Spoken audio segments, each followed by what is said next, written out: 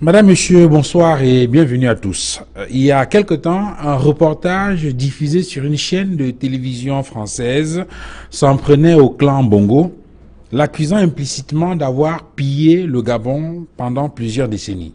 Un reportage à charge soutient des observateurs qui relèvent la manifestation la plus palpable de l'animosité de Paris vis-à-vis du gouvernement de Libreville. D'ailleurs, pour soutenir leur position, cela rappelle, en condamnant le procès des biens mal acquis qui vise en France en ce moment le vice-président en fonction de la Guinée équatoriale, Teodoro Obiang Mangué. En face, s'érige un autre courant de pensée qui soutient que Paris est dans son rôle de gendarme et que toute action qui vise à fragiliser les potentats africains est louable, notamment sur un continent où la misère et la pauvreté des peuples contrastent de façon effarante avec le train de vie ostentatoire des gouvernants.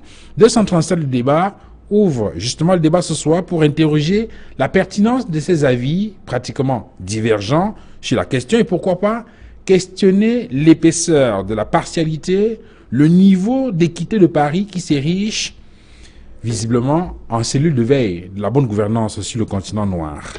L'affaire des biens mal acquis, qui donne lieu à un procès contre le vice-président en fonction de la Guinée équatoriale, peut-elle être considérée comme un procès en sorcellerie ou plutôt comme la sonnette d'alarme que la France tire vis-à-vis des autocrates africains?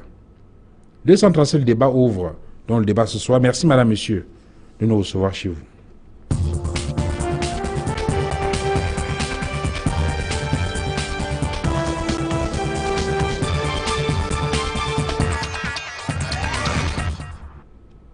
Voilà, sur le plateau 237 le débat ce soir, Maître Boniface Bounou, bonjour, bonsoir.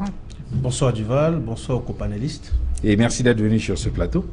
Le plaisir est le mien. Voilà, je vous présenterai de façon très simple comme avocat au barreau du Cameroun, tout simplement. Merci infiniment d'être venu. C'est vrai qu'on vous voit très actif sur d'autres terrains, notamment la question de défense des droits de l'homme. Donc, merci infiniment d'avoir accepté de venir échanger avec nous sur ce plateau.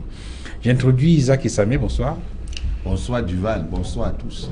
Merci d'être venu sur ce plateau. C'est moi qui vous remercie de m'avoir invité.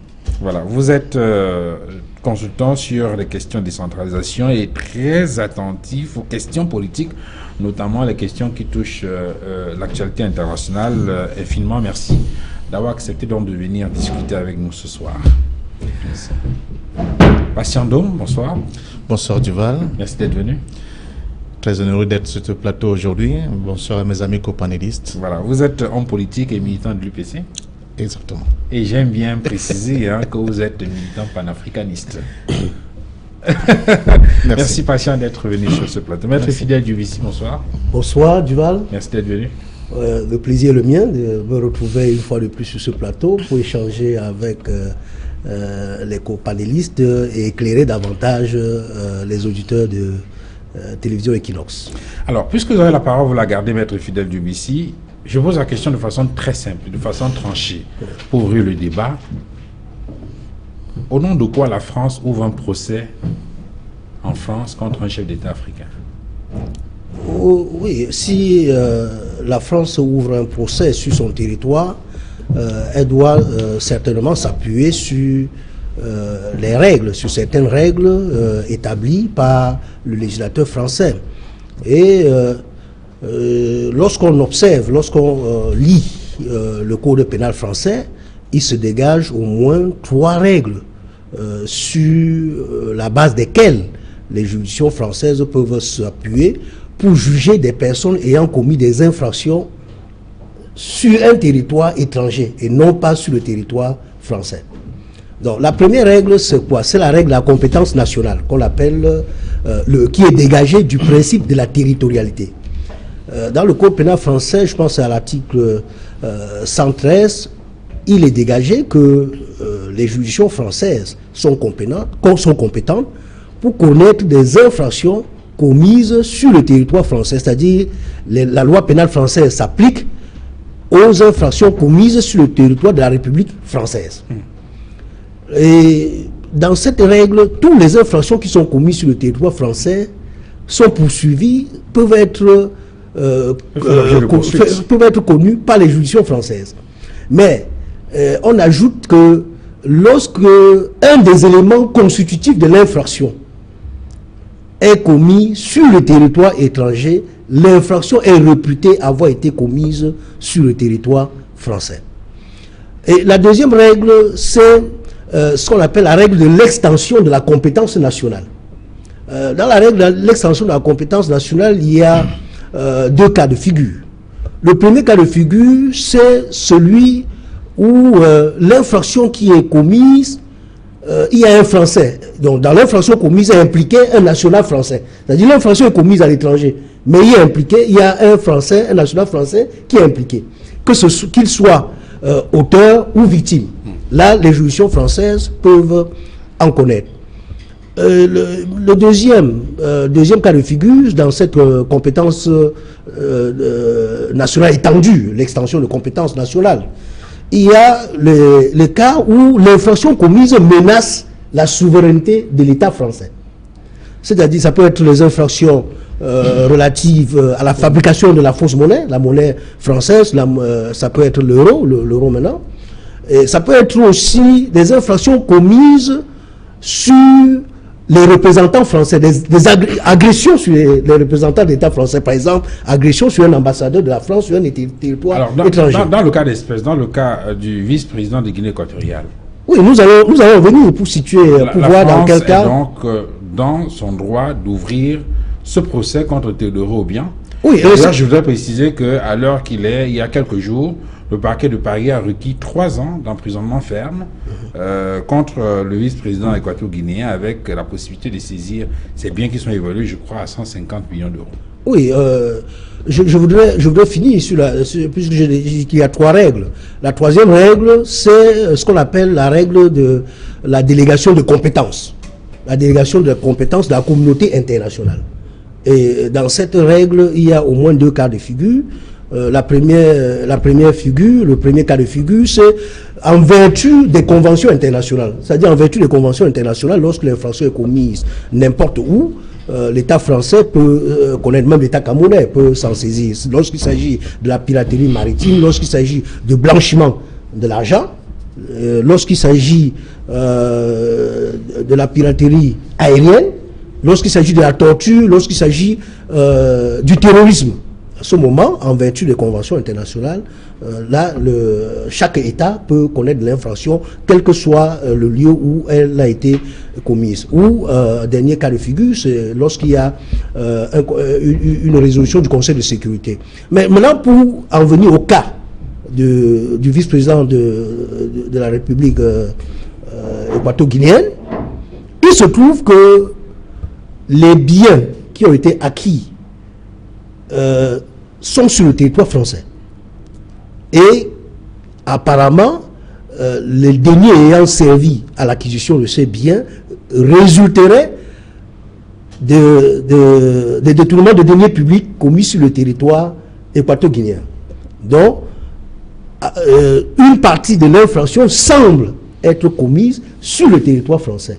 Donc, sur la base de la première règle que j'ai indiquée tout à l'heure, s'agissant de la compétence nationale, les juridictions françaises peuvent bien connaître de ce dossier. Ça dit qu'ici, il y a au moins un élément constitutif de l'infraction qui est commis sur le territoire français. Alors, Maître Boniface Bounou, on a écouté dans cette affaire-là, la défense indiquait qu'il y a une violation du droit international et que d'ailleurs cette défense s'apprêtait à saisir, à engager une procédure devant la Cour pénale internationale.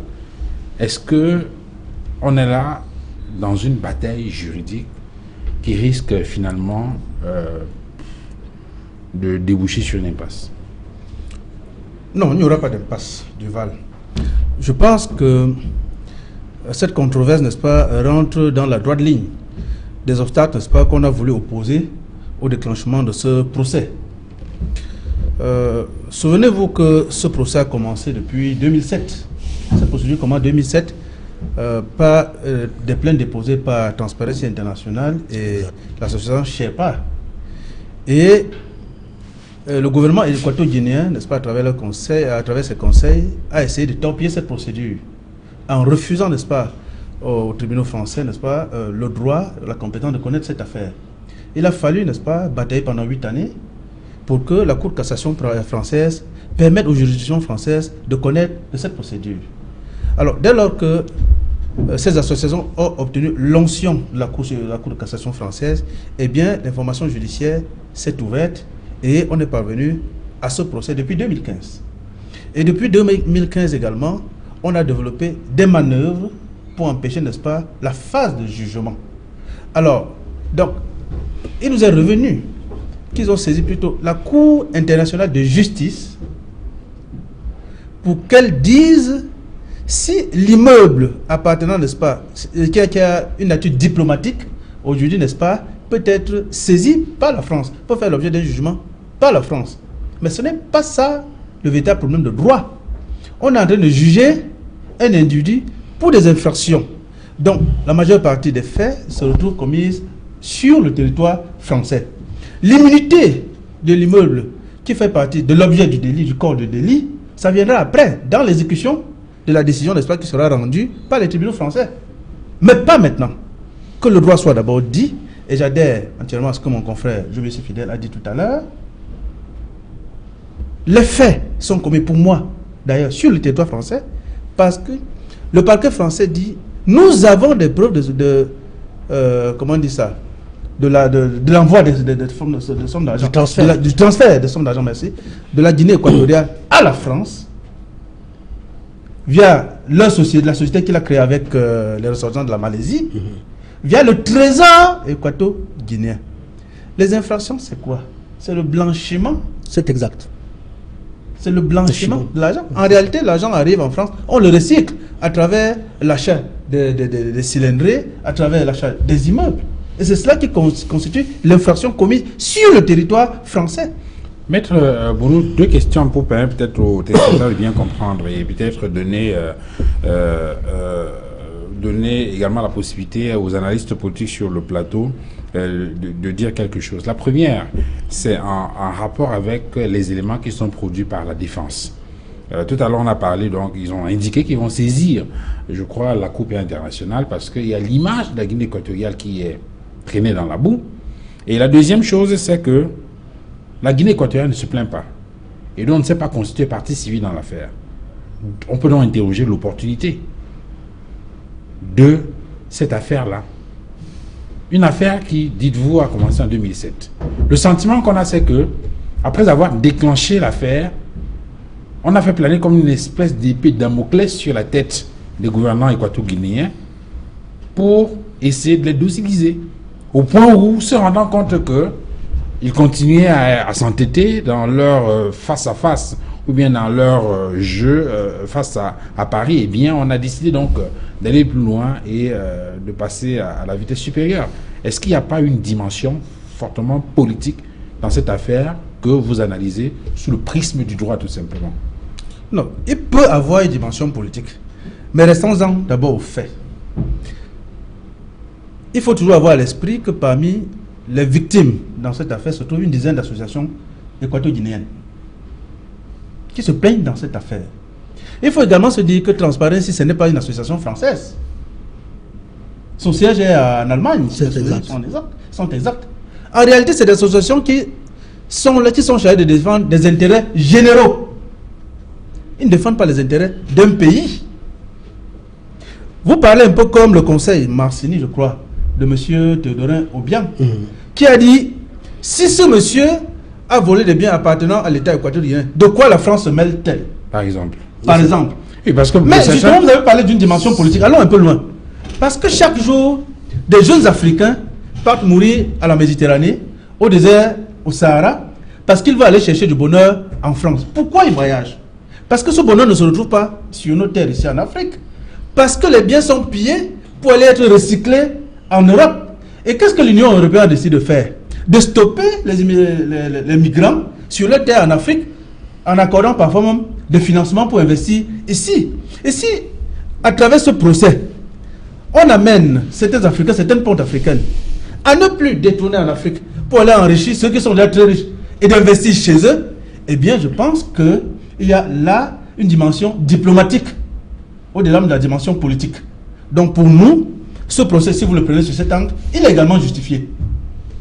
Isaac Samé, quelle est votre analyse de cette question-là? Je dois dire que si l'on considère que les éléments pour lesquels le vice-président est poursuivi se trouvent en France, les juridictions françaises sont compétentes pour intervenir. Et c'est d'ailleurs le parquet financier français qui agit. Et les faits pour lesquels on poursuit le vice-président ne relève que pour l'instant des indices. Vous savez que le procès, le verdict final n'est pas encore là. Cela signifie que le vice-président continue à bénéficier de la présomption d'innocence. Ce n'est pas coupable, c'est juste un procès. Pardon? Et quand on va aller plus loin, vous allez vous rendre compte que rien n'indique qu'il sera condamné, puisque jusqu'ici, ce ne sont que des débats. On a renvoyé le procès. Et c'est là où la dimension politique vient. Est-ce que ce n'est pas un instrument de chantage, par exemple, qui pousserait, par exemple, l'État équato-guinéen à revenir sur un nombre d'accords avec la France? Parce qu'il faut toujours regarder. Lorsque vous observez les relations qui existent depuis longtemps entre la Guinée équatoriale et la France, ces relations ont souvent été au beau-fils. Mais à un moment donné, en fonction des intérêts des acteurs, vous vous rendez compte qu'il y a rupture. Et quand il y a rupture, les questions de règlement de compte entrent en jeu. Et donc, même si on s'appuie sur des éléments visibles, qui peuvent être l'immeuble, qui peuvent être les bateaux ou d'autres biens, il n'en demeure pas moins qu'au niveau de l'opportunité, il y a des élans politiques, il y a une sorte de règlement de compte. Et vous voyez très bien que cela ne concerne pas seulement la Guinée équatoriale. Ça a souvent concerné le Gabon même aussi avant. C'est-à-dire que lorsque le président n'arrive plus à marcher complètement dans le sens où ses partenaires d'hier le demandaient, on commence à chercher les poux dans la tête. Donc il y a deux choses à considérer là-dedans. Les éléments sur lesquels le tribunal correctionnel français s'appuie sont là. Est-ce que ça va donner lieu à une condamnation? On ne sait pas, l'affaire encore en cours. Mais l'autre dimension politique laisse bien entendre que c'est parce que les relations ne sont plus au beau fixe qu'il y a quand même ces actions. Alors, Pasteur, donc, quelle est, je veux dire, comment vous voyez cette affaire-là? Est-ce que c'est une affaire fondamentalement judiciaire où il doit y avoir derrière des relents fortement politiques? Il faut d'abord commencer par remercier le brillant exposé de nos deux avocats sur le plateau. Je pense qu'ils ont expliqué les mécanismes, n'est-ce pas, qui régissent la justice dans ce cas précis. On peut tout simplement déplorer que peut-être que on va constater que certains pays, surtout les pays occidentaux, ont outrepassé même ces données-là, au point de s'arroger ce qu'ils appellent cette dimension universelle de leur justice. C'est-à-dire qu'au-delà de tout ce qui a été vraiment évoqué tout à l'heure par Maître Djoumbissien, les juridictions occidentales ont décidé que quand bien même elles ne sont pas considérées par des infractions qui auraient pu être commises ici et là, à partir du moment où ces infractions touchent à la question des droits de l'homme, elles sont en droit de se saisir de ces cas-là et de les traiter comme tels. Je peux prendre un exemple. Vous vous souvenez de l'histoire de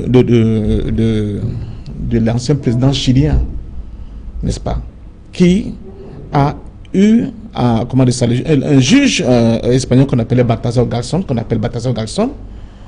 saisi, n'est-ce pas, par des familles, n'est-ce pas, qui avaient certainement subi les conséquences de la dictature de M. Pinochet, a lancé un mandat d'arrêt contre M. Pinochet. M. Pinochet avait été bloqué en Angleterre. L'unité, comment on dit ça, l'entre-gens de Mme Thatcher, qui a quand même rappelé aux Anglais, attention, c'est grâce à Pinochet que nous avons remporté la guerre de Malwine. M. Pinochet aurait dû être traduit devant des tribunaux espagnols. Donc, certains pays occidentaux se sont recouverts du manteau de juge universel. Et ça, c'est une question de rapport de force.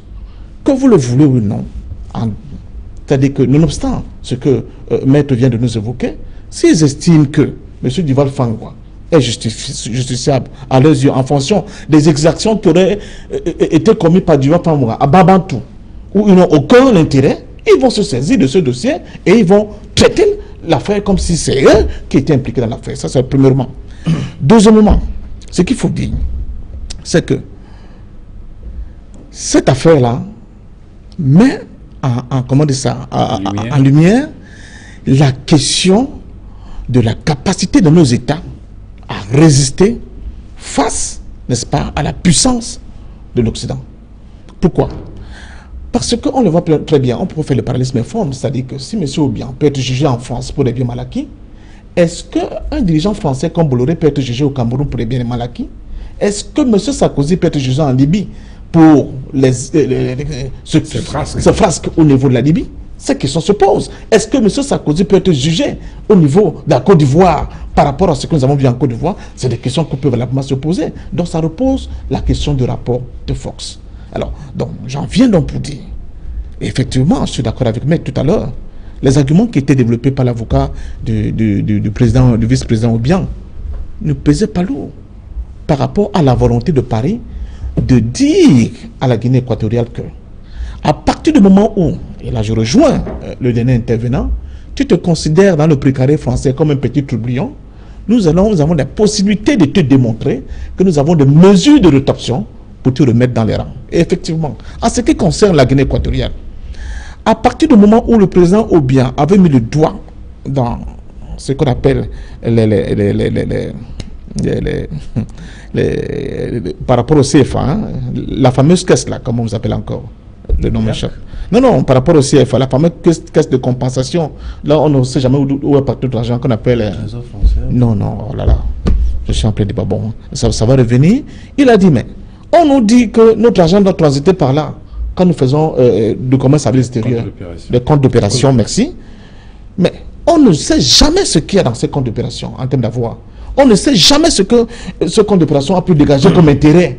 Pourquoi quand nos économies sont en difficulté, nous ne pouvons pas recourir à ces comptes d'opération pour essayer de résorber nos difficultés? À partir de ce moment-là, quand le président Obiang a mis le doigt dans cette affaire-là, vous avez vu, les affaires sont déclenchées contre lui. Tout s'est emballé. Et à partir de ce moment-là, le vice-président Théodorin Obiang Nguema n'a plus, le sommeil tranquille. Mais après l'avoir dit quand même, maintenant qu'on l'a dit, il faut aussi noter quand même. Il faut dire à nos dirigeants d'arrêter.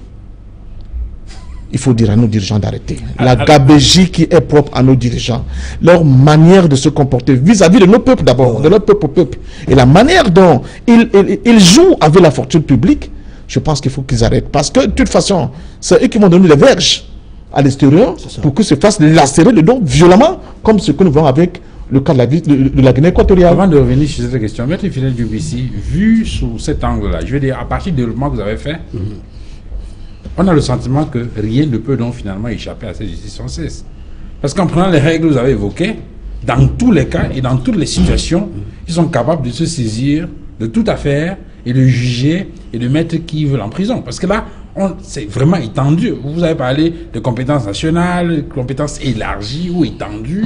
Ça veut dire que, un peu comme pour reprendre la caricature faite tout à l'heure par Patient, on est capable d'aller vous chercher n'importe où. Il a pris Babantou, je parlais de Kolofata, ou je ne sais pas à Kisangani, je ne sais pas où, hein, et vous retrouvez là-bas et vous jugez et vous punir. Parce que finalement, cette justice-là donne des bras tellement longs.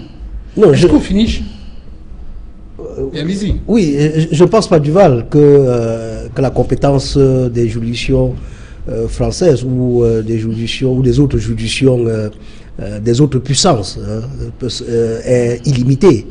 Même les juridictions camerounaises sont capables d'interpeller ceux qui ont commis des infractions sur le territoire étranger. Pour aller dans le même sens que Patient, parfait. C'est une question de rapport de force. C'est une question de rapport de force. Si nous pouvons affirmer notre puissance, nous sommes capables d'interpeller même un ministre français ou même un président français sur le territoire camerounais pour des infractions qui sont commises dans le cadre délimité par le droit pénal international. Parce que lorsqu'on parle de compétences par délégation de la communauté internationale, cette compétence n'est pas illimitée. On dit c'est en vertu des conventions internationales. Et les conventions internationales ont indiqué les infractions pour lesquelles les juridictions peuvent revendiquer la compétence universelle. Donc, en dehors de ce cas-là, il n'est pas possible qu'un État puisse poursuivre le citoyen d'un État étranger pour des infractions commises à l'étranger. Donc, et si cela arrive, on peut dénoncer et il y a des possibilités de faire des recours, même sur le plan international. C'est-à-dire il y a la Commission des droits de l'homme auprès de l'ONU où on peut dénoncer et avoir gain de cause. Nous avons vu souvent nos concitoyens ici aller auprès de la Commission des droits de l'homme de l'ONU et qui ont gain de cause. Donc, il n'y a pas, je ne pense pas que les États européens, parce qu'ils sont puissants, peuvent tout se permettre. Il y a le cadre qui est délimité dans lequel ils peuvent opérer. Alors, Maître Boniface Bounou, tout à l'heure, patient a toujours dans le même sillage, pour essayer de comprendre jusqu'où peuvent aller, par exemple, les Africains. Il a parlé tout à l'heure du parallélisme de forme. Jusqu'où peuvent aller les Africains. Il a pris quelques exemples. Il a pris le cas Pinochet. On pourrait ajouter le cas Noriega. On pourrait ajouter d'autres cas. En Afrique, il a parlé tout à l'heure de l'implication de la France dans le renversement de Kadhafi, ou bien de la fin de la crise politique entre Griffe en Côte d'Ivoire. Les uns et les autres reviennent très souvent sur les frasques des forces de l'ONU, c'est-à-dire les États-Unis et la France, par exemple, dans le génocide rwandais, entre autres. Alors, récemment au Cameroun, avec l'accident des Zeka, beaucoup ont commencé à parler de la nécessité qu'il y avait de déclencher une procédure contre le groupe français qui a racheté la nationale de chemin de fer, entre autres. Alors, où se trouve le problème? Est-ce parce qu'on n'y croit pas fondamentalement, parce qu'on n'a pas les moyens de le faire, ou c'est parce que les rapports de force sont défavorables, et donc du coup, avant même d'y aller, on commence à penser à une défaite? Je vais certainement vous décevoir. Je pense que le problème tire ses sources dans l'incapacité des Africains à se mettre ensemble. Oui, je suivais encore une vidéo de feu le président Thomas Sankara lors d'une conférence avec les chefs d'État africains relativement au poids de la dette, où il disait, si nous y allons tous pour refuser de payer la dette, on va réussir. Mais si je suis seul, le Burkina va seul pour dire je ne paye pas la dette, demain je ne serai plus à la prochaine conférence. Il avait tout résumé. Si les États africains se mettent ensemble pour combattre ce dictat hexagonal, il me semble, n'est-ce pas, qu'ils vont avoir gain de cause. Mais lorsqu'on va en rang dispersé, lorsqu'on joue les malins, comme ça se passe sur le terrain aujourd'hui, eh bien, ces États, n'est-ce pas, vont continuer à subir ce que vous appelez, n'est-ce pas, les affres de l'Occident. Je vous donne une illustration. Lorsque cet Occident nous a proposé les APE, pendant que la majeure partie des pays d'Afrique centrale est encore en train de réfléchir, ou alors en train de s'opposer, eh bien, le Cameroun va nuitamment signer les APE intermédiaires. Il s'agit là de la fissure de la solidarité, n'est-ce pas, qu'on était en droit d'attendre face aux APE. Comment est-ce que vous voulez que nous soyons forts si nous allons seuls? Les Européens ont créé l'Union européenne pour faire face, n'est-ce pas, à la puissance de l'ancienne Union soviétique, pour faire face à la puissance des Américains. Pourquoi est-ce que nous choisissons d'aller tout seuls? Nous ne pouvons rien lorsque nous sommes seuls. Donc, il faut être unis, n'est-ce pas, pour pouvoir parler fort. Lorsque vous avez parlé tout à l'heure du franc CFA, il y a, je crois, le président Idriss Déby, n'est-ce pas, qui ne fait que parler de la sortie du franc CFA. Mais je pense que ça devrait être une démarche communautaire de la sous-région Afrique centrale, ou tout au moins des pays francophones sud-africains, subsahariens. Alors, donc, pour moi, la solution se trouve dans l'Union, n'est-ce pas, pour faire face à la toute-puissance des Occidentaux. Isaac Essamé, c'est le cas avec Teodoro Obiang, le vice-président de Guinée équatoriale. Il y a quelques heures, on évoquait le cas de la famille Sassou. Oui. On parle maintenant de son neveu, de sa fille et de son beau-frère, entre autres, qui sont là, je veux dire quoi, qui viennent de recevoir je crois une sommation, je ne sais pas comment vous appelez cela, à se présenter devant la justice dans cette affaire-là. mis en examen. Et on a vu récemment, je parlais tout à l'heure au début de l'émission, de ce reportage qu'on a regardé sur France 2 et qui montre que, dans lequel on démontre que la famille Bongo, le clan Bongo, a pillé le Gabon pendant... Alors, on a l'impression qu'il y a comme une espèce de rouleau compresseur contre ces dirigeants, j'ose pas dire d'Afrique centrale. Et la question, c'est à qui le tour? Demain ou après-demain? Idriss Déby, par exemple, qui depuis quelque temps semble si on ne regarde pas être en odeur de sainteté avec Paris, notamment sur un certain nombre de questions comme la question du français. Si on regarde le schéma qui se dessine, on se rend compte tout de suite que ce sont précisément ceux-là qui défendent un certain nombre d'intérêts qui sont aussi mis en difficulté. Mais moi, je ne pourrais pas opposer tout de suite l'Occident à l'Afrique ou même la France à l'Afrique. Puisqu'en réalité, nous sommes dans un partenariat.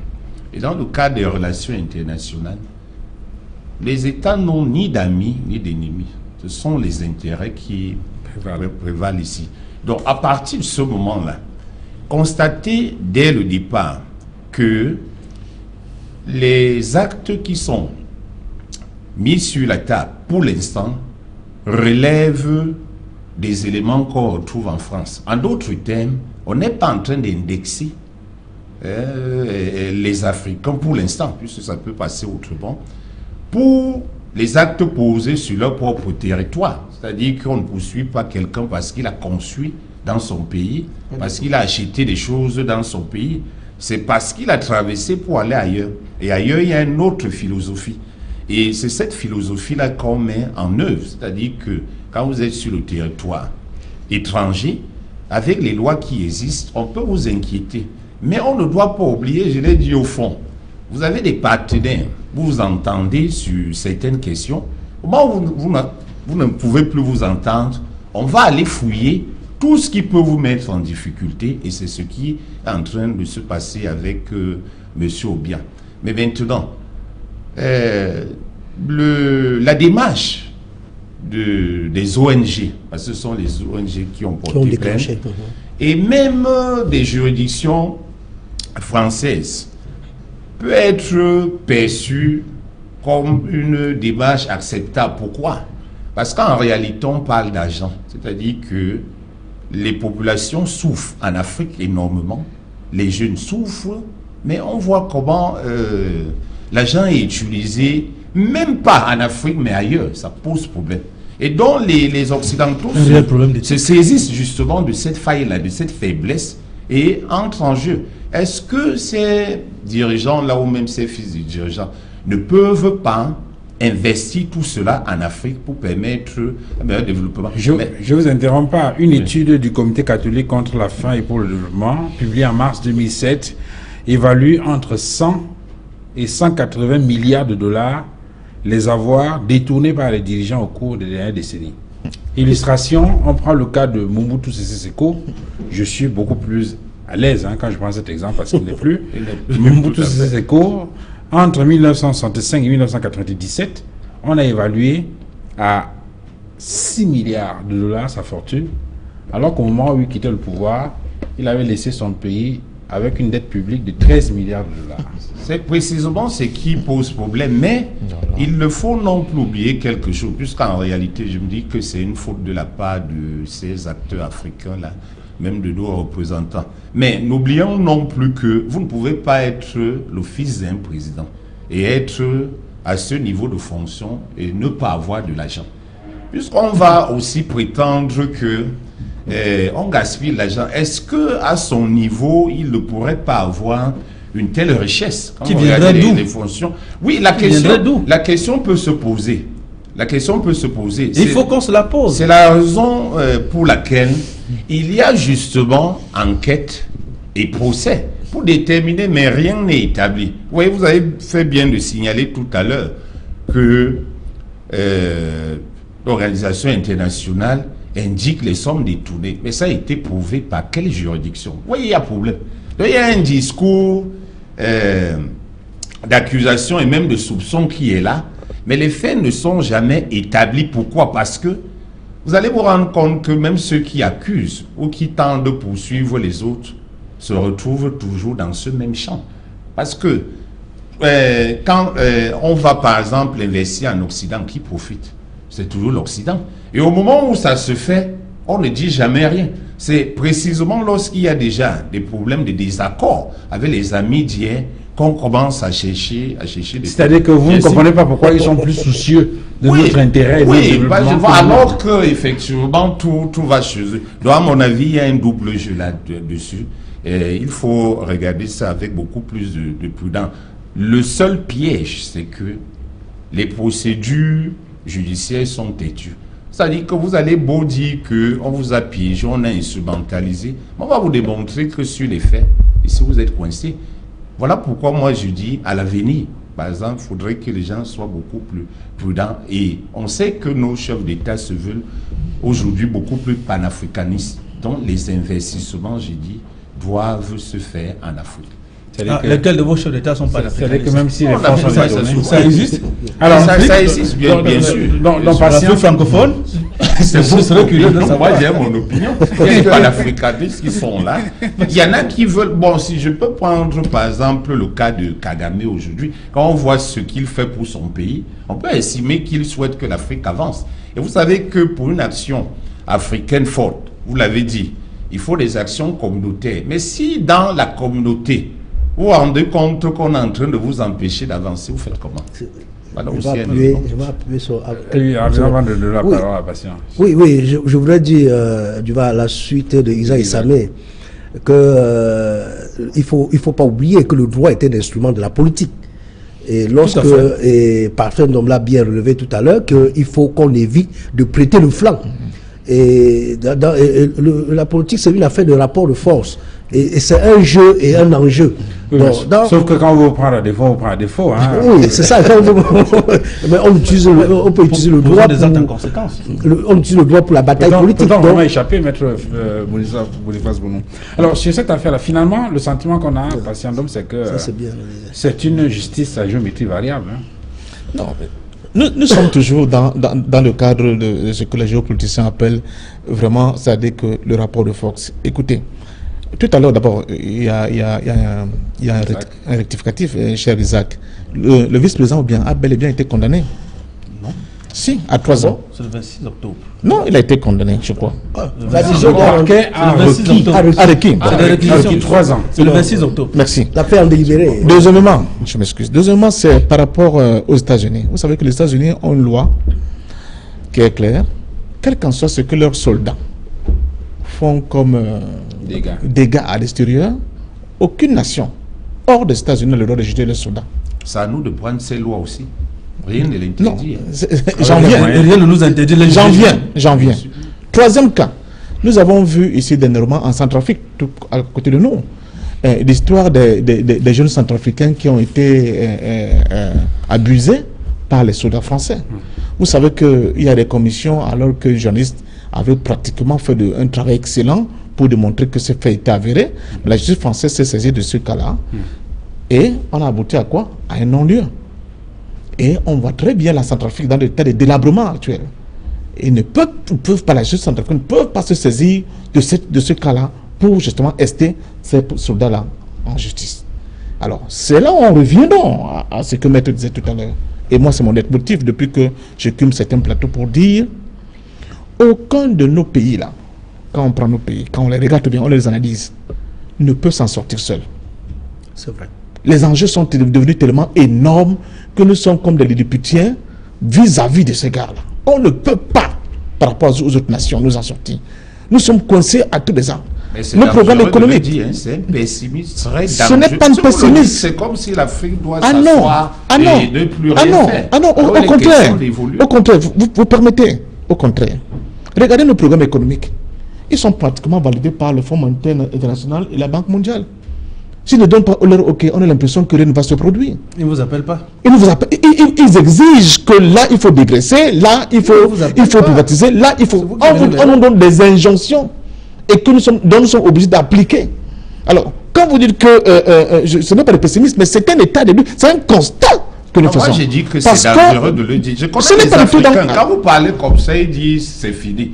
ils vont commencer à attendre tout de Dieu seulement. Dieu vient nous sauver. Non, quand vous le dites, non, ils vont encourager partout, il n'y a plus. Non, ils vont encourager à l'union. Il en appelle à l'union. D'où mon appel à l'union. Je dis, quand on prend le cas de l'Afrique centrale, c'est nous sommes plus de quelque chose comme 3 millions de kilomètres carrés. Nous aurons une population qui va avoisiner pratiquement 50 millions d'habitants.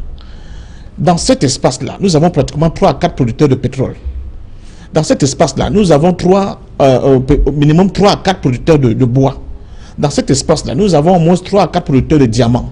Dans cet espace, nous avons peut-être tous produisent de l'or, etc., etc., de gaz, etc., etc. Si nous mettons nos efforts en commun, vous imaginez ce qu'on peut produire comme puissance et comme force. Mais tant que chacun de nous, Maître l'a si bien relevé tout à l'heure, estime qu'il est le plus malin, le plus intelligent, il va négocier en solo, pour lui, je pense qu'on n'aura nulle part. Et j'ai bien l'impression, Maître, là j'en viens, que ce n'est pas pour le peuple que nos dirigeants se battent. Ils se battent pour eux-mêmes. C'est exact. Ils se battent pour préserver plutôt leur fauteuil. Et c'est là le hit, c'est là où le bas blesse. Parce que si ces gens-là avaient un tout petit peu le sens de l'intérêt national, ils auraient bien compris que les États-Unis, c'est aussi un regroupement de plusieurs États. L'Europe l'a fait. La Fédération de l'Union soviétique, même comme la Russie a été dépecée, c'est pratiquement la même chose. Pourquoi nous, en Afrique, on a subi 400 ans d'esclavage, un siècle de colonisation. Nous sommes encore pratiquement depuis un siècle dans le néocolonialisme avec un bâton qui vient de l'extérieur. On estime que chacun de nous, tout petit que nous sommes, Guinée équatoriale, Gabon, on va s'en sortir et on va défier les monstres qui sont en face de nous. Je dis non, ce n'est pas possible. Et quand on regarde sur le plan culturel, nous sommes le même peuple. Qu'est-ce qui nous empêche de nous mettre ensemble pour défendre nos intérêts à l'extérieur? Tout simplement, cher ami, parce qu'à la tête de nos États maintenant, j'ouvre les yeux, je le dis, nous avons des satrapes qui pensent que le pouvoir c'est pour eux et pour leur famille. Il faut arrêter avec cette affaire-là. Il faut qu'on aille vers des solidarités communes qui vont permettre à tous les Africains de mieux vivre. Tant que nous serons encore en train de dire on va défendre nos chefs d'État parce qu'ils sont attaqués par l'étranger, en même temps on nous explique quand même que pendant plus de 40 ans, la famille Bongo avait 18% du pétrole qui était produit au Gabon, mon cher ami. On nous explique que le petit Ali Bongo, à peine au pouvoir, a acheté 29 voitures de luxe. On nous explique que sa propre épouse est l'une des rares femmes chefs d'État qui a un jet privé et qui pour l'année 2016, pour ce qu'elle a dépensé comme frais de toilette, c'est presque 1 million d'euros. Alors, allons donc savoir, mais qu'est-ce que nous voulons? Au même moment, nous avons les Monique Mateke qui meurent, nous avons nos papas qui meurent parce qu'il n'y a pas, ils ne peuvent pas faire des mots de dialyse, il n'y a pas d'eau, il n'y a pas de... Mais c'est ça, c'est ça la question aujourd'hui. Donc, pendant que vous le dites, il faut préciser, parce que dans le cadre du Gabon, pendant que vous le dites, il faut également indiquer ce que l'entreprise française gagnait dans ce pourcentage-là. On puisse faire le ratio. Je n'ai pas fini. Et qu'on voit bien. Parce que lorsque c'est dit de cette façon, on a le sentiment que c'est les Bongos seuls qui ont profité de... Non, je n'ai pas fini. Je n'ai pas fini. Il faut voir en même temps quelle était la part de l'entreprise française. Je n'ai pas fini. Qui était immense. Mais Duval, on peut à un moment donné penser que le peuple dit que c'est une affaire entre des complices d'hier. Est-ce que vous comprenez? Parce que cet argent-là, quand il était détourné, il était déposé dans les banques françaises. Les Européens le savaient. Dans les paradis fiscaux, le monde de la finance internationale, les États-Unis et consorts le savaient. Ils savaient bien que l'argent est détourné chez nous pour être déposé chez eux. Souvent, cet argent-là est utilisé pour être de nouveau prêté aux Africains sous forme de dette après. Donc, ils le savent tous. Mais c'est à nous, Duval. Quand on sait d'où on vient, on doit se projeter dans l'avenir en aimant son peuple, on travaille sur son peuple. Le poste de chef d'État, ce n'est pas un poste de rocker. Ce n'est pas un poste de justeur ou bien de noceur. C'est un sacerdoce. C'est quelqu'un qui se dit, je me donne à fond pour travailler, pour être au service de mon peuple, pour aider mon peuple à sortir du marais dans lequel il a enfoncé. C'est une question de patriotisme au point. Ce n'est pas une question de dire, il faut que j'ai 12 Ferrari, 40 bêtes les faire à la main, etc. etc. Parce qu'au même moment, nous avons des enfants en plein dans nos capitales, les principales capitales africaines, où les enfants vont à l'école, sont assis à même le sol. Dans des pays où... C'est scandaleux. Maître Bounou, vu sous cet angle-là, Maître Robert Bourgi peut continuer à se pavaner partout. Mais non. En Afrique, en Europe, après tout ce qu'il a fait. Parce que le problème, c'est d'abord nous-mêmes. Mais le problème, c'est fondamentalement... Oui, mais vu sous cet angle-là, Bourgi peut continuer à se balader. Non. Oui, mais c'est le sentiment que vous donnez. Non. Il transporte les mallettes. Je vous en prie. Il négocie les marchés. Je vous en prie. Qui sont gagnés essentiellement par des Français. Je vous en prie. Même s'il y a des petits strapontins qui sont collectés par les chefs d'État africains. Et donc, le reste, c'est cool, quoi. Avant de revenir sur le problème de l'aspect Bourgi, je voudrais que chacun ait en esprit que ce procès, au bien, a été déclenché, non pas par l'État français, C'est exact. mais par C'est des ONG. Des ONG. Nous avons dit effectivement. Et le parquet, qui est sous la botte de l'exécutif, a tout fait pour empêcher que ce procès n'ait lieu. C'est exact. Je voudrais qu'on le comprenne. Parce que tout le monde est en train de dire c'est la France, c'est l'État français qui est derrière. Le parquet est le bras séculier de l'État français. C'est exact. Mais ce parquet a obstrué ce procès. Il a fallu que la Cour de cassation, n'est-ce pas? Ça dépend de qui était aussi au Je pouvoir. parle de faits. Faut regarder. Nous parlons justement. Je parle de faits, je parle de l'État français. Celui qui était au pouvoir incarnait l'État français. Alors, c'est lorsque la Cour de cassation a permis que ce procès a eu lieu. Ce procès commence en 2007. Et je reviens à mon voisin de gauche. À l'époque, Obiang ne parle pas encore des comptes d'opération. C'est exact. Donc il ne faudrait pas qu'on crée de l'amalgame. Oui, mais la Guinée équatoriale est un Eldorado. Et donc, il n'y a pas de En problème qui se 2007, qu'est-ce que pose. la Guinée équatoriale est vraiment de façon fondamentale? Il n'y a pas encore pris la BEAC. Donc il faudrait que nous fassions attention. Donc, je dis, le mal arrive par les Africains que nous sommes. Robert Bourgi arrive en Afrique grâce aux Africains, pas les Africains. Si Omar Bongo lui fermait la porte, il n'y aurait jamais de mallette. Si les présidents des pays d'Afrique centrale lui fermaient la porte, il n'y aurait jamais de mallette et qu'il n'aurait rien fait à personne. C'est exact. Il faut qu'on arrête. Qu'est-ce que Bourgi a fait? C'est parce que nous lui avons permis de venir prendre notre argent pour aller engraisser les autres qui sont d'ailleurs très riches. Il faut que nous arrêtions. Je reviens à M. Essaoué. Il a dit tout à l'heure quelque chose d'effroyable. Il a dit, dès lors qu'on est fils de chef d'État, on peut comprendre que M. Théodore Obiang soit aussi riche que ça. C'est extraordinaire. C'est extraordinaire. Il n'y a qu'en Afrique centrale qu'on peut entendre ce genre de discours. M. Théodore a 48 ans. En même temps, les fiches de l'État ne sont pas des clochards. J'allais en venir. S'il m'avait dit qu'en tant que fils de chef d'État, il est directeur général d'une société, voici son salaire. Et sur la base de son salaire, voici ce qu'il a pu faire, je comprendrais. Qu'il est opérateur économique. Voici ce qu'il gagne par an. Voici ce qu'il gagne par mois. Bon, j'aurais compris. Je vous en prie. Permettez-moi d'aller jusqu'au bout. On vous a dit. Son père chef d'État depuis 79. Oui. Ça fait 38 ans. Oui. Et il est seul enfant. Non, je vais son nombre. C'est pour mettre la On nous a dit que ce monsieur a commencé par faire des affaires. Je ne sais pas quelle affaire qu'il a faite. Mais il a créé une société avec les ressortissants de la Malaisie. Une société qui fait dans le bois. Qui fait dans le bois. Ouais. Pourquoi? Parce qu'il était ministre des Forêts. Vous voyez, vous dites déjà qu'il a au moins une société. Ah non. Allons-y. Attendez. Allons-y. Il a une société dans son pays qui lui permet de payer autour de bras 30 millions de dollars aux États-Unis pour une transaction. Pour ne pas être poursuivi. C'est de cela qu'il s'agit. Alors, vous avez vu. Je suis en train de vous le dire. Hein? Il a payé facilement 30 millions de dollars aux États-Unis parce qu'il était ministre, n'est-ce pas? Vous ne connaissez pas ce qu'il a investi en Italie. Vous ne connaissez pas ce qu'il a en Belgique. Vous ne connaissez pas ce qu'il a ailleurs au Brésil. Ce n'est pas interdit, mais je voudrais simplement vous dire qu'il a prêté le flanc. Et s'il a prêté le flanc, il faut que la justice agisse. Alors, sur cette question, moi je reste sur ma question. De Bourgi. Oui. Je peux? Allez-y, patient. Oui, parce que, justement, excusez. Non, en ce qui concerne Bourgi, tout à l'heure, je suis partiellement d'accord avec l'analyse de maître. Mais partiellement seulement. Parce que, rappelons-nous quand même que nous ne sommes pas dans des États souverains. Bourgi était le go-between ou bien le garçon de course de qui? Du grand Foccart. Quel est le chef d'État qui aurait pu dire non à Bourgi?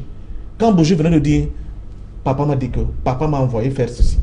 Donc, en réalité, c'est la faiblesse, justement, de nos indépendances qui ont permis que des individus comme Bourgi écument cet espace et fassent ce qu'ils ont essayé de faire là.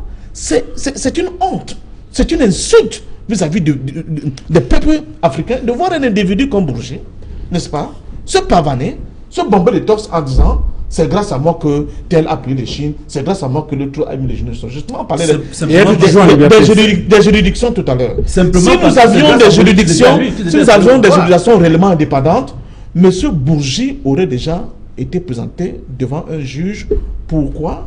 pour complicité de détournement de fonds publics, pour complicité de blanchiment d'argent, pour complicité des motifs, les avocats sont là, ils peuvent continuer à il a reconnu qu'il transportait il les a mallettes. reconnu qu'il transportait les Qui a mallettes. donc porté Donc c'est un plainte contre lui? bandit. Voilà la question. C'est Mais un brigand alors- ce type. Mais le problème qui se pose, je dis, on revient encore à la faiblesse de nos États. Au fait que nous ne sommes pas dans des États souverains. Nous ne sommes pas assez forts pour nous opposer même à un petit bourgeois parce qu'il était, comment dire ça, le garçon de course du terrible Foucault, qui était le faiseur de roi dans notre espace. C'est de ça qu'il s'agit. Donc si on occulte cette réalité-là, on ne peut pas comprendre pourquoi jusqu'au jour d'aujourd'hui, M. Bourgi peut continuer à dire à tel moment, je suis venu, il m'a donné 2 djembés pour donner à tel autre, etc. etc. Et sans compter, c'est que lui-même, quand on sait comment ça se passe, il devient pour ses propres poches. Maître C'est Philippe Dubissi, inacceptable. pourquoi Maître Robert Bourgi continue à se balader? Bon, ok, d'accord. Dans le cas de l'Afrique, on va peut-être dire que oui, les Africains, ils n'arrivent pas. Mais même en France, ces faits d'armes ne sont pas très, très reluisants. On se souvient encore de son implication dans le suicide politique de Fillon.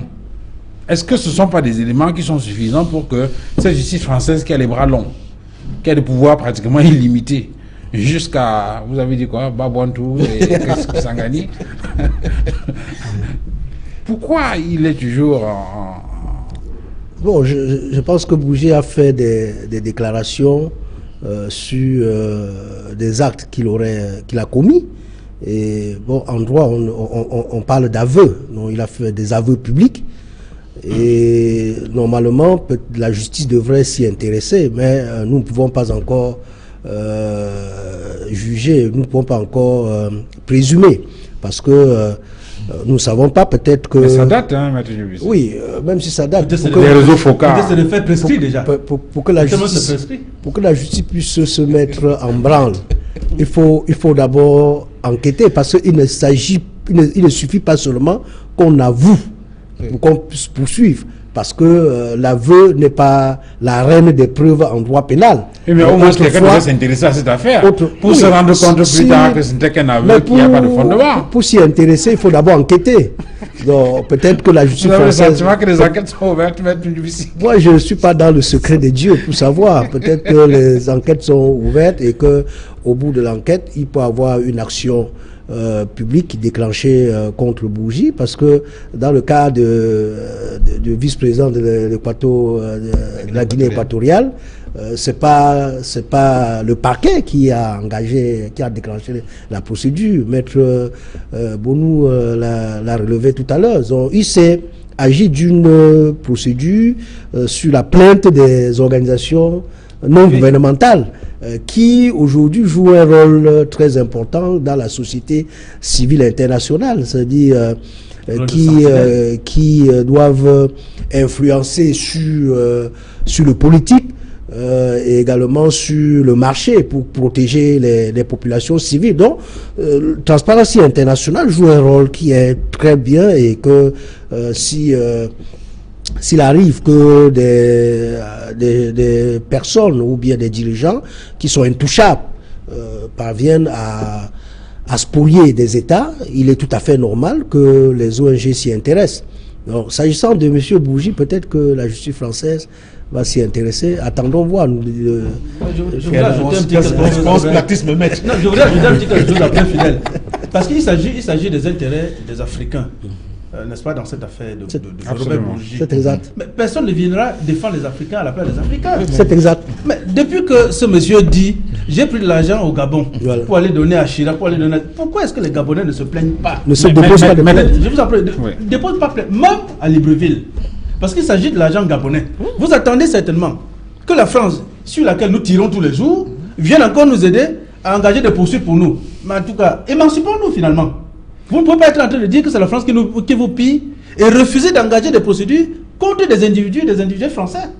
Entre nous. Alors, c'est la question que je vais vous poser, mais il faut que je donne la parole à Isaac Issamé. Isaac Issamé, donc, de ce point de vue, Transparency International ne fonctionne que dans certains cas. Puisqu'on a dit que c'est cette Transparency-là qui active un certain nombre de leviers pour qu'il y ait des gens qui se retrouvent devant les juridictions, et ainsi de suite. Dans ce cas-là, Transparency ne s'est pas encore intéressé à ce cas, ou bien n'a pas encore vu, ou n'a pas encore entendu tout ce qu'a déclaré Maître Bourgi. Je voudrais quand même insister. On en parle, hein, parce que on est dans une situation où on parle des procès de bien mal acquis. Et ces procès de bien mal acquis en rapport avec la gouvernance en Afrique. Tout à fait. Et dans cette affaire de gouvernance en Afrique, il y a quand même quelqu'un qui a reconnu en Mondo Vision, dans plusieurs reportages, le dernier vient encore d'être diffusé sur une chaîne de télévision française il y a moins d'une semaine, où quelqu'un reconnaît qu'il se déplaçait avec des mallettes, qu'il prenait de l'argent en Afrique pour aller financer des campagnes électorales, pour nourrir un certain nombre de leaders politiques en France. Il le dit, il le reconnaît, et on a l'impression que ça, Transparency International, par exemple, je prends que ce cas, n'a encore rien entendu. Et donc, du coup, le problème, c'est que c'est les Africains, eux, qui n'arrivent pas. Dans certains cas, on n'a pas forcément vu les Africains, même si dans ce cas-là, vous avez vu effectivement, maître, que ce sont des Équato-Guinéens, et ainsi de suite. Mais pourquoi, dans ce cas, c'est le blackout total, c'est l'omerta? Partons de l'idée que chaque peuple a le régime qu'il mérite. Donc, généralement, la manière de penser, d'agir dans les pays influe sur le gouvernement qui est en place. Comment on fait son lit? C'est comme ça qu'on se couche, simplement. Donc, chaque peuple a le régime qu'il mérite. Maintenant, pour Transparency, non, mais il faut comprendre que Transparency est un acteur des relations internationales. Je n'ai pris qu'un exemple, j'aurais pu prendre d'autres structures. On a parlé de ce comité catholique, enfin, je ne sais pas quoi, il y a plein de structures. C'est la raison pour laquelle j'ai dit un acteur de relations internationales. Or, ces acteurs-là fonctionnent selon leurs intérêts. Quel est l'intérêt qu'il y aurait à déposer une plainte contre M. Bougie? Vous comprenez? Parce que on poursuit les gens parce qu'on a un intérêt. Ça, c'est la justice. Vous n'avez pas d'intérêt, vous allez agir où? Moi, je ne peux pas considérer que les Occidentaux nous aiment tellement. Mais je vous ai dit à la base, même quand il y a des transferts d'argent, ça va où? Mais ça va chez eux, non? Quand il y a des conflits, des guerres, les qui sont victimes, c'est l'Afrique. Donc, à un moment donné, dit que les organisations internationales, par exemple, jouent le double jeu, ce n'est pas faux. Ce n'est pas faux, dans la mesure où, en fonction des intérêts, on agit. Et tant que ces organisations internationales, et même les États, n'ont pas d'intérêt, vous ne verrez pas d'action. Et les Africains, très souvent, sur la scène internationale, on l'a dit tout à l'heure, ne sont pas très actifs et même dynamiques, fonctionnent en rang dispersé. Mais c'est aussi le contexte et l'environnement. C'est-à-dire que si vous allez faire les vox pop au quartier, vous voyez comment les gens réfléchissent en Afrique, on peut bien se demander, mais est-ce que c'est difficile de comprendre ce qui nous arrive? C'est-à-dire qu'est-ce qu'on veut même avancer? Les gens entrent en conflit contre leurs frères. Les gens entrent en conflit contre leurs propres intérêts. Vous voyez que quand l'Occident est par exemple en difficulté, tous les journalistes occidentaux couvrent. C'est comme s'il y avait une action en synergie contre une cible ou un objet. Comme si on s'est passé le mot. Et effectivement, ce n'est pas le cas en Afrique. Donc, aussi longtemps que les acteurs ne vont pas suivre leurs intérêts, tant pis. Donc, on est dans le réalisme. Vous voyez que tous les États, toutes les organisations internationales, tous les ONG et même les individus qui fonctionnent dans le cadre d'abord de leurs intérêts de leur espace, ça marche. Mais ceux qui sont dans l'idéalisme, avec la naïveté, de croire que on peut s'asseoir et puis on reçoit tout, ou alors ceux qui agissent dans notre intérêt, ce n'est pas vrai. Et nous sommes en analyse politique, il faut comprendre que même sur le droit là, il y a ce qu'on appelle chez nous les montages, les tripatouillages, et les usages du droit. C'est-à-dire, vous allez croire que c'est transparent, c'est par exemple qui a porté plainte. Matériellement, oui. Ça, c'est pour les juristes. Mais si on creuse au fond, vous allez retrouver qu'il y a, il y a par exemple une commande qui vient d'ailleurs. Et il ne faut jamais oublier cela. Ce n'est pas simplement ce qu'on voit visiblement agir. Vous ne savez pas qui sont ceux qui sont à la base et qui traînent tout cela. Alors, Patient Dôme, il y en a qui ont compris le jeu, visiblement. Ils ne font pas d'ennui avec la France. Ils sont dociles vis-à-vis de l'Hexagone. Ils continuent à piller leur peuple. Personne ne lève le doigt et les choses avancent tranquillement. c'est peut-être la meilleure formule pour ceux qui sont les plus sages dans ces pays-là. Non, vous savez, avant de répondre à cette question, je vais embrayer dans ce que venait de dire notre ami tout à l'heure. Effectivement, même ces ONG ne sont pas neutres. C'est très dangereux de penser que la plupart de ces ONG sont uniquement dans la philanthropie, sur le plan moral. Non. Parce que pour essayer de comprendre l'action et l'activisme qui sous-tend le travail de ces ONG, il faut d'abord voir quelles sont les sources de financement. C'est très important. Alors, on va voir la plupart des ONG qui sont actives internationales au niveau de l'Afrique. Vous allez voir qu'ils ont, par exemple, comme financier un certain monsieur comme George Soros.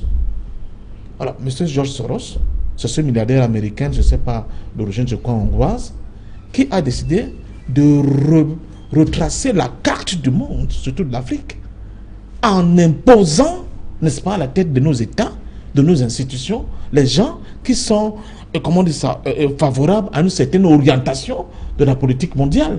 À partir de ce moment-là, justement, les cas comme celui que notre ami vient de soulever là, on peut bien voir que derrière Transparency se cachent bien des forces bien tapées dans l'ombre qui poussent pour que Transparency tape seulement sur un certain nombre de personnes. Parce que sinon, comment on peut comprendre que, excusez-moi, je suis sur le plateau d'Equinox, mais je dis comme des choses telles que je les vois, un criminel de guerre comme Sarkozy puisse encore vaquer tranquillement ses occupations. Où est Transparency? Pourquoi Transparency ne s'occupe pas du cas de cet individu-là? Pourquoi que les Bush, tranquillement, sont dans leur ranch au Texas sans que personne ne vienne les embêter? Alors, l'action de Bush en Irak, c'est des millions de morts. Hein? Ce ne sont pas des bêtes qu'on a battues là-bas. Ce sont des êtres humains.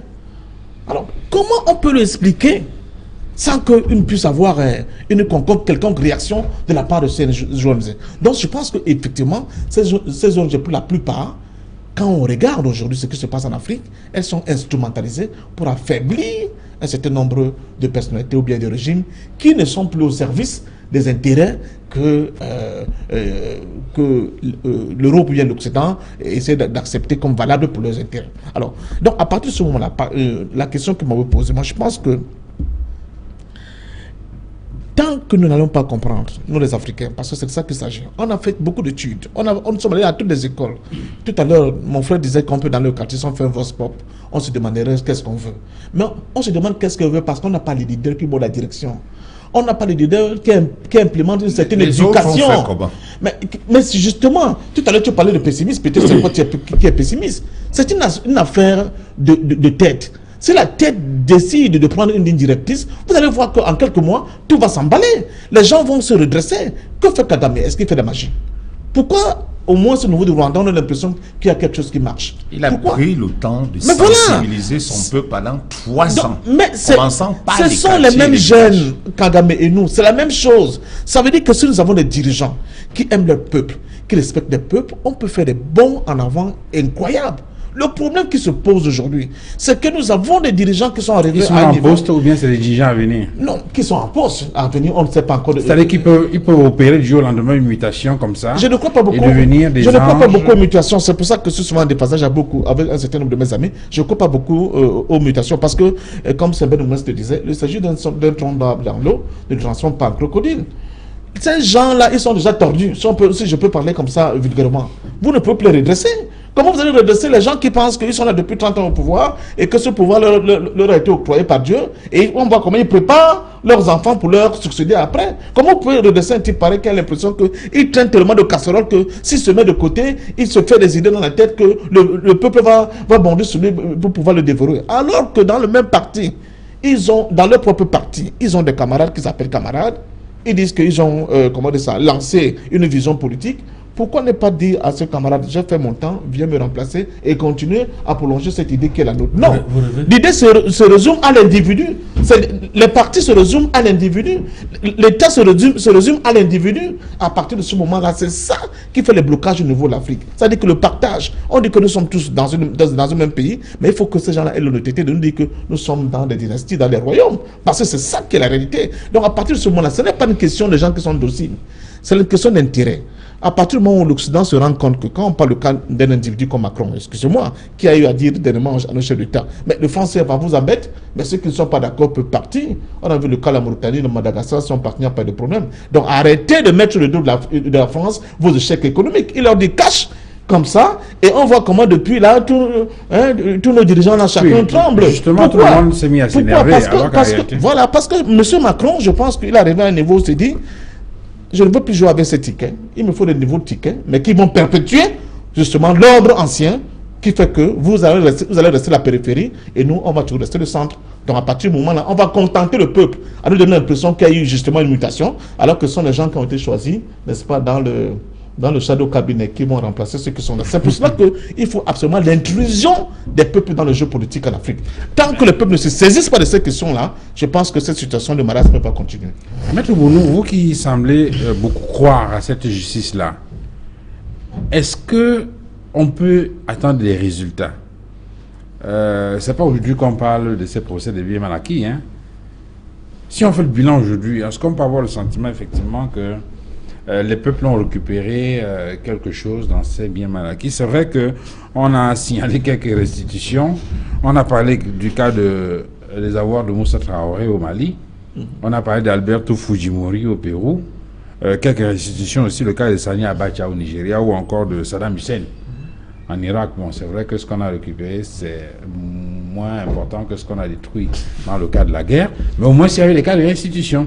Est-ce que ces éléments-là, aujourd'hui, peuvent nous conforter dans l'idée qu'il faut encourager ce type de justice contre les potentats africains dans le sens de protéger la gouvernance et de protéger les peuples africains? Je voudrais dire que les restitutions auxquelles vous avez fait allusion ne sont pas la résultante d'un procès. C'est davantage, n'est-ce pas, le résultat d'une démarche administrative diplomatique, n'est-ce pas, qui a abouti, n'est-ce pas, aux restitutions auxquelles vous avez fait allusion tout à l'heure. Pour revenir au procès auquel je crois, je cite vos propos. Vous dites que Maître Mbounou semble croire beaucoup à ce procès.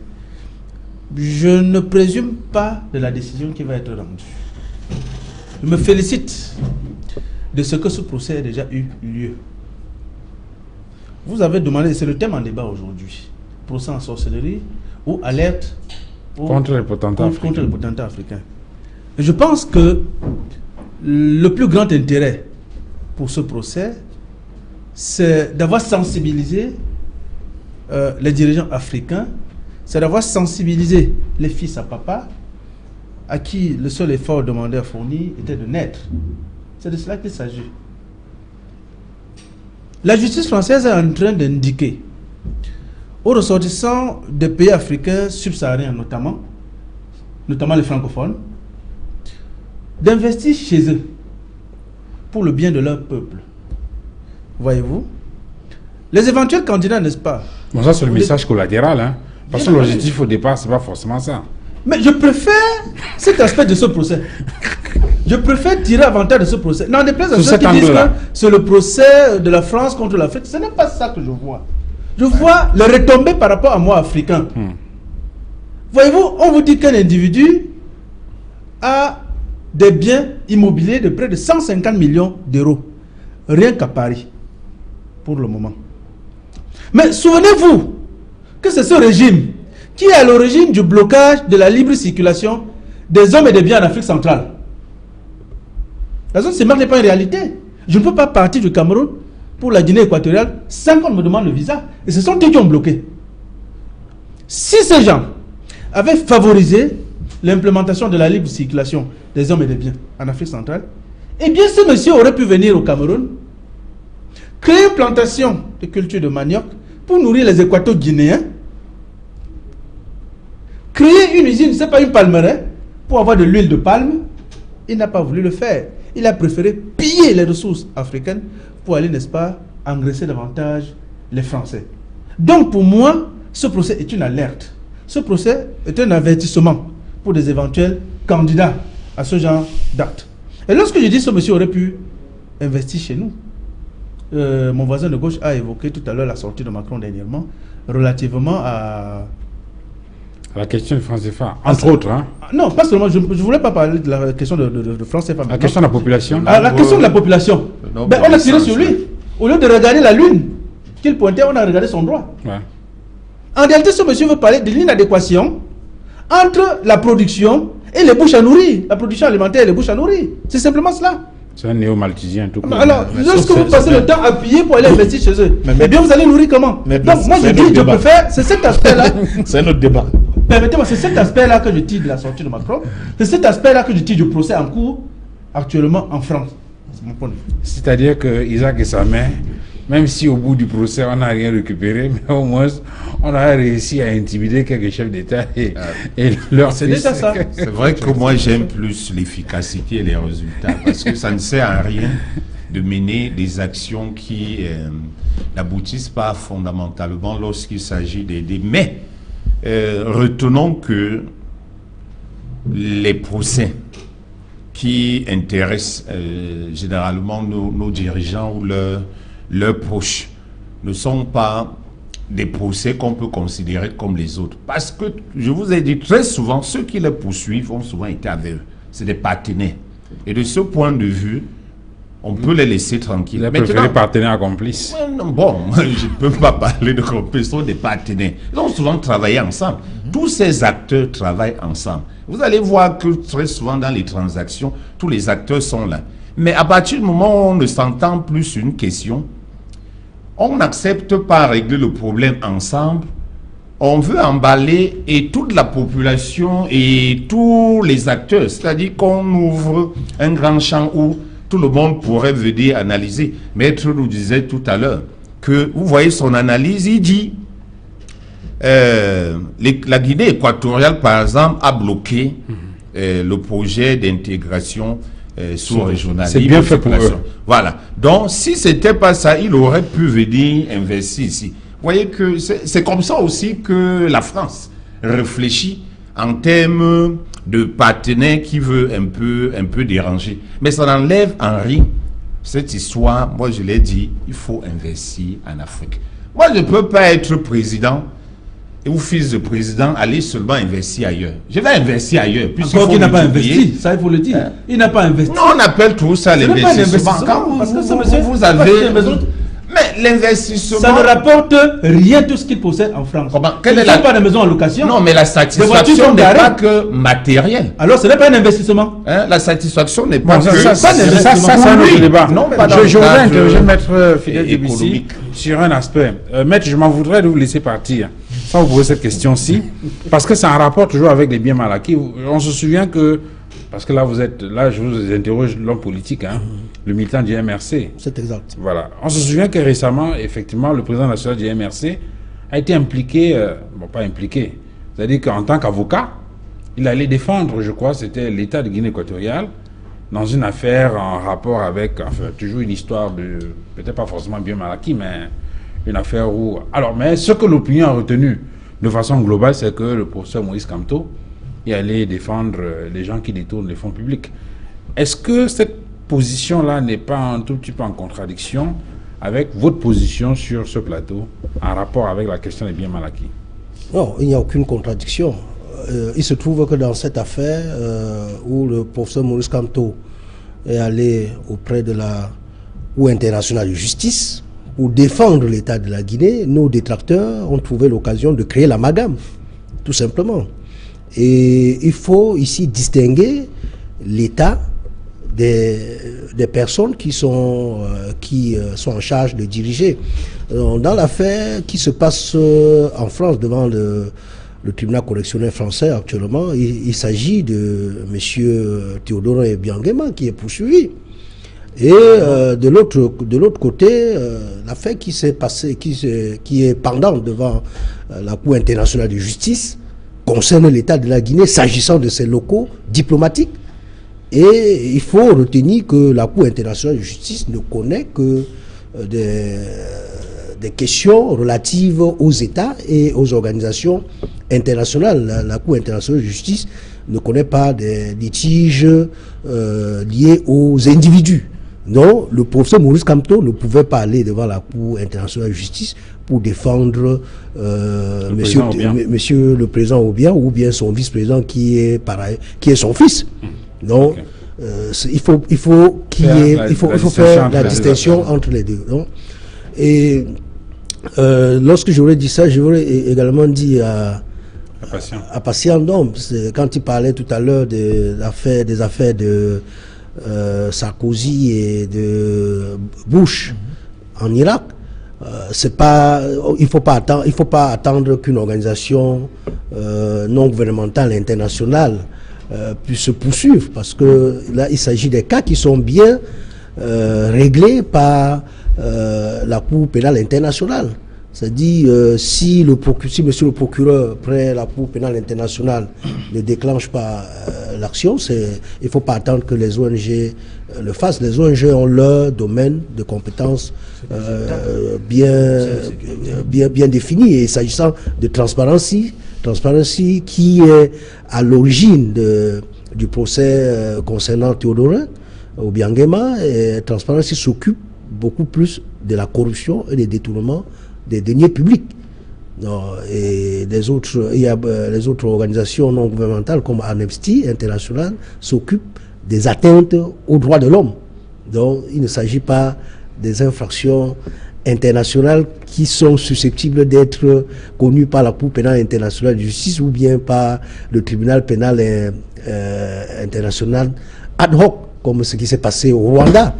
Je parle sous le contrôle de mon confrère Bonou qui a travaillé sur ce sujet et qui de temps en temps va aussi auprès des juridictions internationales comme Arusha. Alors, on est pratiquement à la fin. On va faire pratiquement un dernier tour de table en répondant à la question. C'est vrai que les avis transparaissent dans les développements qui ont été faits, mais pour que ce soit beaucoup plus clair, on rappelle donc en ce moment, il y a au parquet de Paris donc une affaire.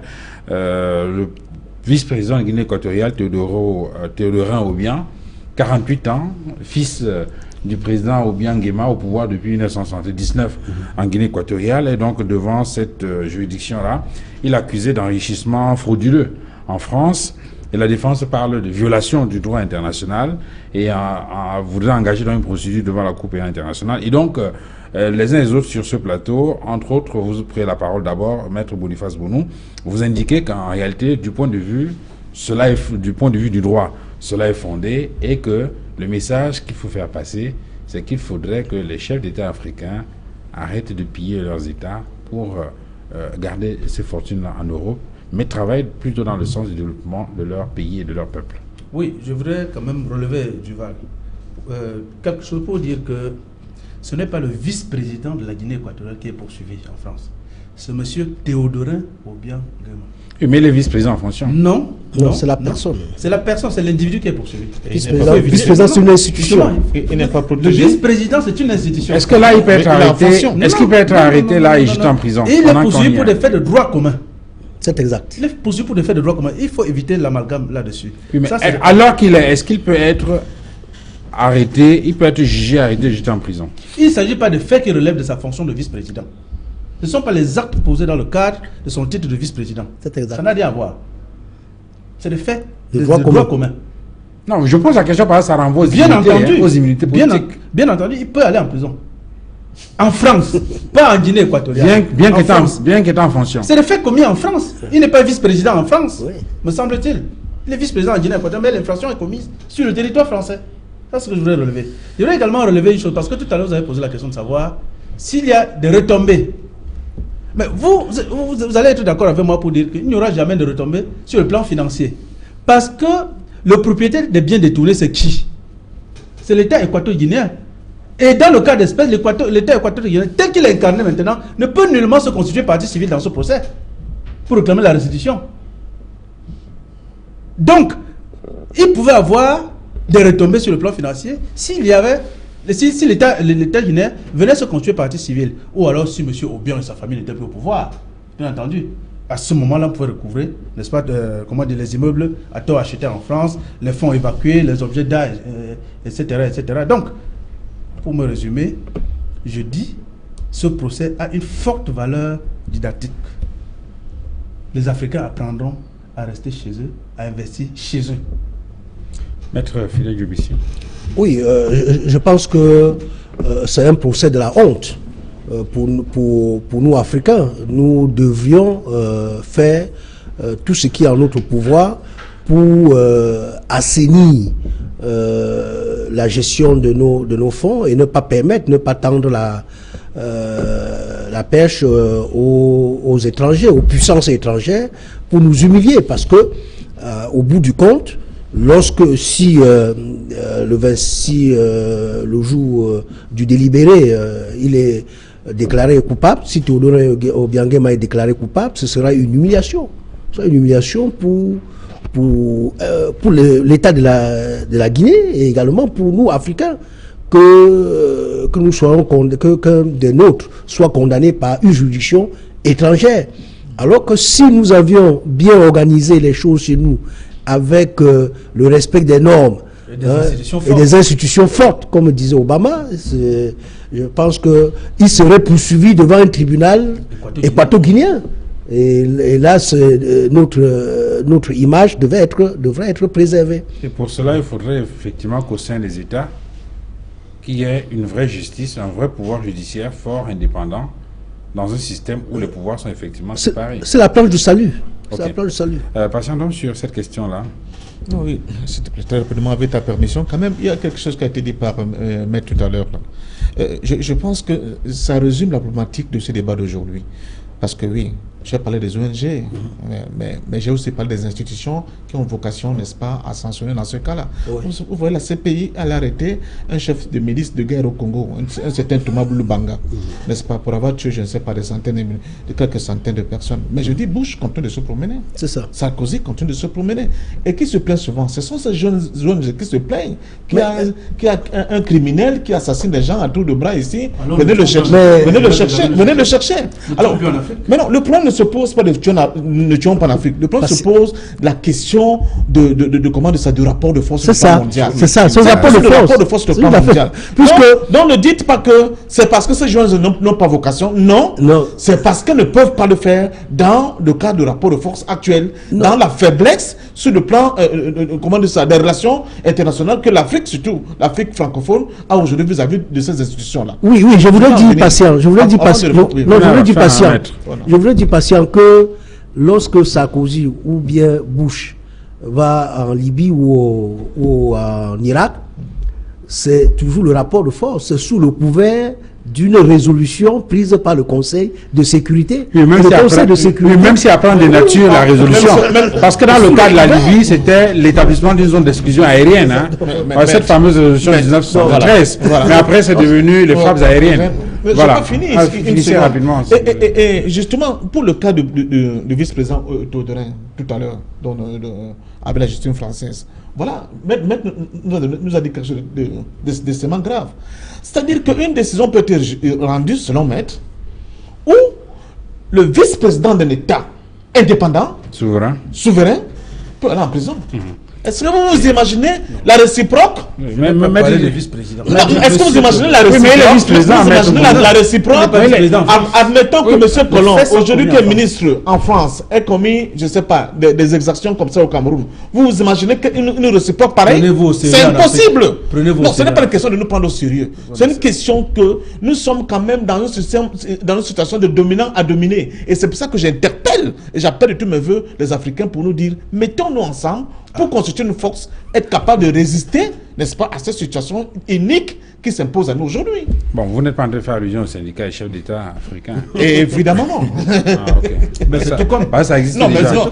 Alors, Jacques Samia, on sort de l'émission, votre point de vue en termes de conclusion. Oui, ce que je peux dire tout de suite, c'est que ce n'est qu'un procès. Il y a au moins 5 chefs d'État ou des profs, des chefs d'État qui sont sous le coup de procès de ce genre. On parlait alors du cas de Sassou.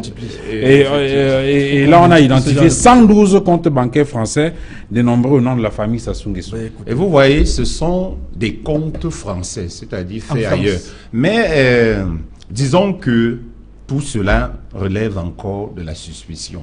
C'est-à-dire qu'ils sont encore présumés innocents jusqu'à ce que un juge déclare qu'ils sont coupables. Mais Donc, on peut au moins, condamner. leur reconnaître cela. Maintenant, ce qui va se passer J'ai cru que vous après... vouliez dire que jusqu'à ce qu'ils se montrent un peu plus dociles. Non, là, ça, c'est l'analyse juridique d'abord. Mais si vous voulez l'analyse politique, moi, je sais que dans les relations internationales, très souvent, on pousse le partenaire à la faute et puis on utilise cette faute-là pour le pousser à la négociation parce qu'il y a des intérêts en jeu. Ça, il ne faut jamais l'oublier. Tout à fait. Merci, messieurs, d'être venus sur ce plateau. Merci à vous, Isaac Issamé. Vous êtes analyste politique. Merci à vous, Patient Dom, d'être venu. Vous êtes militant de l'UPC, l'Union de population du Cameroun, Merci. militant panafricaniste. Merci à Maître Fidèle Djubissi, avocat au barreau du Cameroun, Militant MRC. militant du MRC, le Mouvement pour la Renaissance du Cameroun. Merci à Maître Boniface Bounou, avocat au barreau du Cameroun. Militant. Non, Avocat au barreau du pas Cameroun. encore. Merci à vous, madame, messieurs, d'avoir regardé cette autre livraison 235 débat. Je vous souhaite une excellente soirée. Au revoir.